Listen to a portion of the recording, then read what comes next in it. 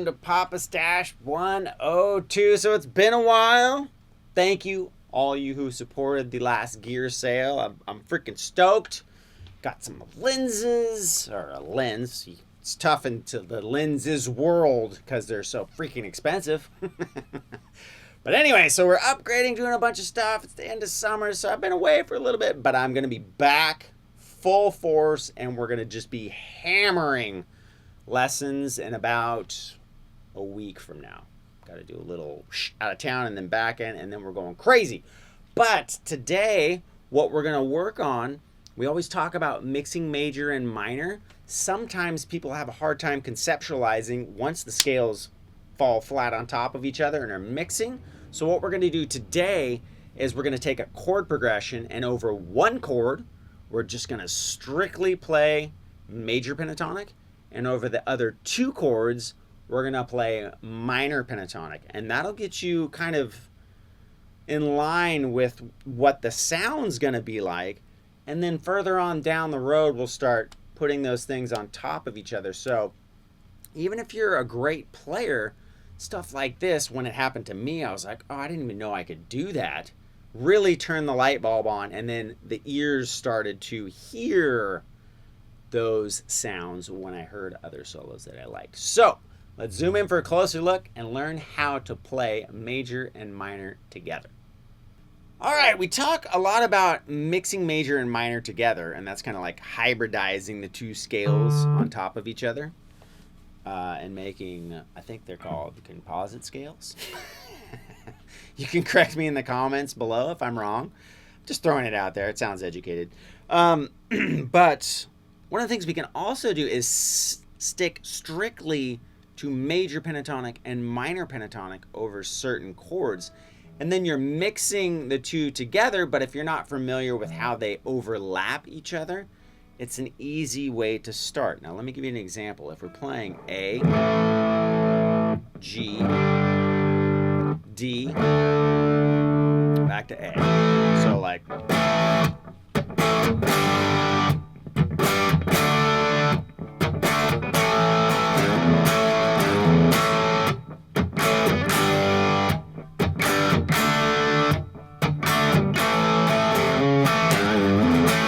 something like that, right? You know, Southern rock, Blackberry Smoke, you know, all these bands, country, all this kind of stuff. One of the things you can do over the A chord, obviously, since it's an A major chord, is just stick straight A major pentatonic.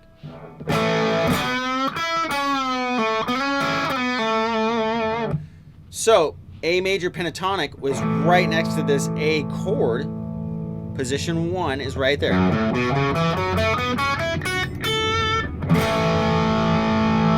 So if I stick to a riff like that, that's a great riff because in its total Southern rock, because you're hitting two of the A's by the riff you're doing. When I bend up there, I'm actually bending into the third of the A right here, the A chord, right? The note that makes it major or minor. So we're really saying, hey, we're in A major. Okay, and then we're coming down back to the actual A note itself right here, this A chord. Now when I go to G, I'm going to go to a minor pentatonic, and I'm also going to do that over the D chord.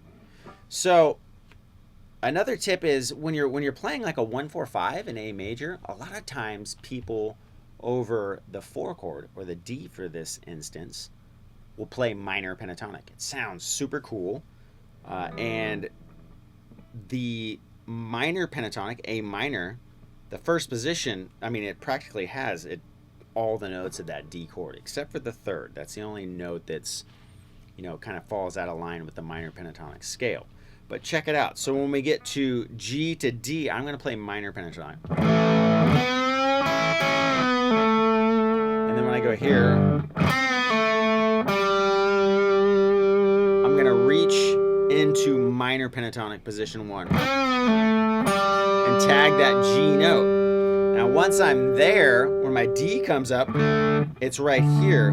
So I have all these minor pentatonic position 1 notes. Right? So that would be hitting the root, and then I just bend it, but I hit that note first. Right? So you're basically the ear picks up that you've hit that note. And then I'm going to hit the 5th of the chord and slide to the root. And then I could go back to major pentatonic, and then mix the two. We'll sneak a note in there, right? So.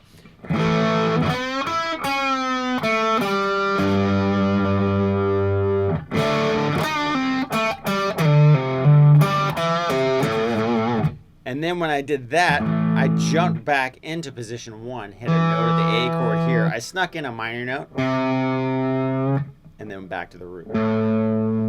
Okay? So you're playing major pentatonic over the A chord, and then you're playing minor pentatonic, strict minor pentatonic scales over the G and the D. So that's another way to get a super cool classic rock sound without having to go through the process of learning how the scales, major and minor, lay on top of each other. To some people, that can be confusing at the start. Now, once you play with it, it gets addicting. And obviously, like myself, I've made, 100 videos on how to do it. But the first step, if you will, to do that is to learn how to play strict major and strict minor over a chord progression and how to make that work.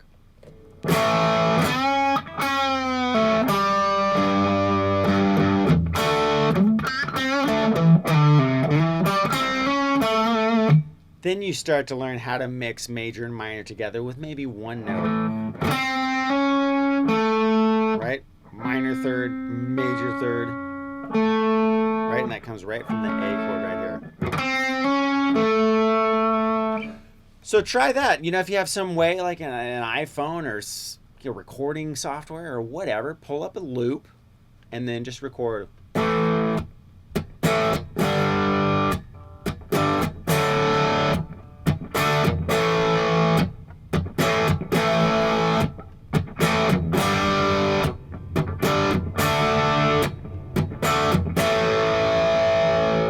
The next logical step would be to see where the major and minor scales are in reference to each other. So one other thing that you could do is a super popular position in minor pentatonic is position 2. It's that Stevie Ray Vaughan. Right? Contains the root note, the whole bit. But a really super popular major pentatonic position is position 4, which shares that same A note, but it's right here.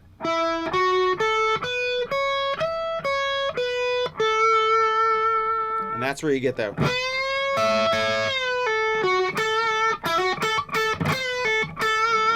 those kind of riffs, right? Where you bend up and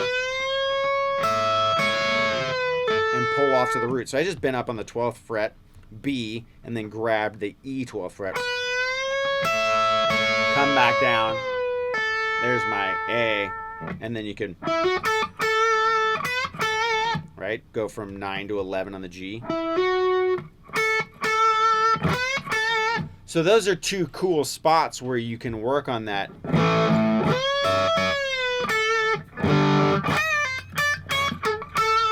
Right? Now the D's right here. So this position 2 is going to work too. Over that particular position, because position 2 contains the notes of that D major chord right there. Right? The 5th and the root. So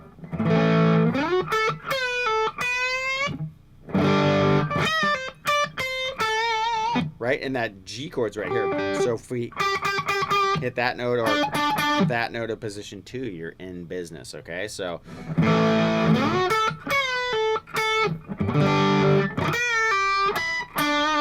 oops, I did that wrong. let me do that again.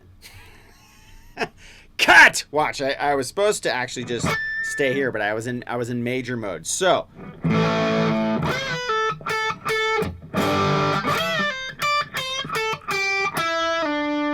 then I could drop down when I go to my D, because my other D chord's right here. Or I could stay in that same position and do the D here.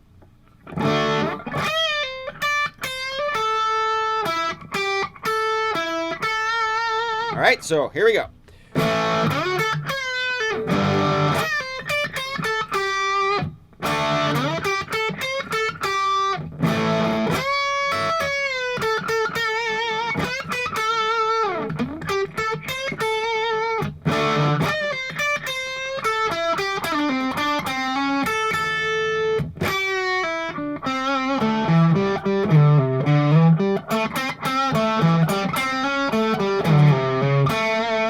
Right, and you start to see how everything will go together eventually.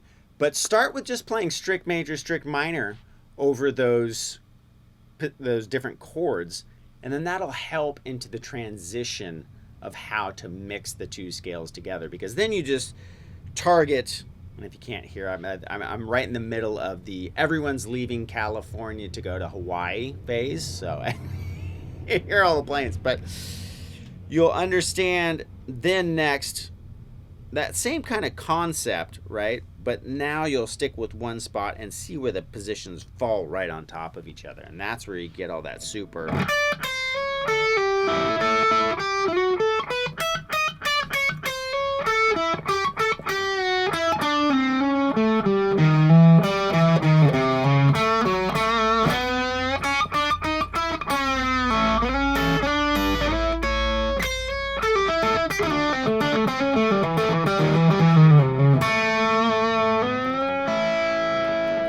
And then that's where everything starts to really come into that, southern rock, or, just straight ahead classic rock and roll sound. But start with baby steps. Yes! Way to go. Awesome job. I hope that helped. When somebody finally explained that to me, I was like, ding! Took a while to, like I said, figure out how they all mix together and become chromatic and lay on top of each other. But it's a starting point.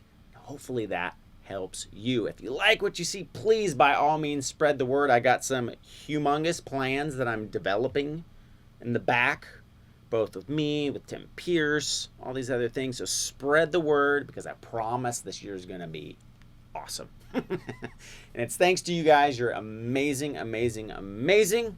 I'll catch you next time.